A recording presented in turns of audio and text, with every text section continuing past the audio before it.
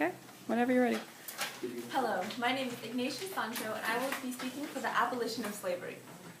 Slavery is a corrupt and unjust system that we have today in our society. As a former slave, I know their pain. In 1729, I was born on a ship as a slave. My mother died of illness, and my father committed suicide to escape the system.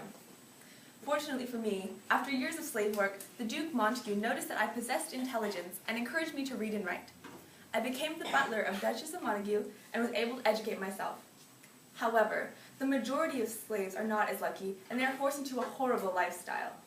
The transportation of slaves is intolerable, slaves are tortured in inhumane ways, and they do not have any rights.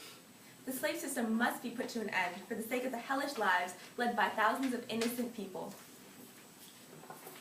First, slaves are forced into horrid conditions when being transported. Each ship is tightly packed with people. Most commonly, the people are chained together with leg irons, and in order to fit, they must spoon with each other. The slaves are not given any means of hygiene, causing disease and infection to spread quickly. The captains of the ships want to save money, so the slaves are supplied with as little food as possible. To make matters worse, they are fed only twice a day, with their food within tubes of fat. As a result of these atrocious environments, there are daily suicide attempts in painful ways, such as strangling or jumping overboard. The conditions for slave transportation are unacceptable and must be terminated. Another appalling aspect of slave life is the torture that they must suffer through. These people are usually punished for trying to escape their owners, but they are also disciplined for trivial reasons, like working at too slow of a pace. Plantation workers are the most frequently punished group of slaves. Methods of torture include whipping, shackling, hanging, burning, mutilation, branding, and imprisonment. The slave owners can even rape their slaves without receiving criminal charges. By continuing to allow slave masters to abuse their slaves, we, as a society, are implying that torture is a permissible course of action. We cannot permit the torturers to continue their abominable routines without being punished. In this way, slavery must be discontinued so that we can end the extreme suffering of innocent people.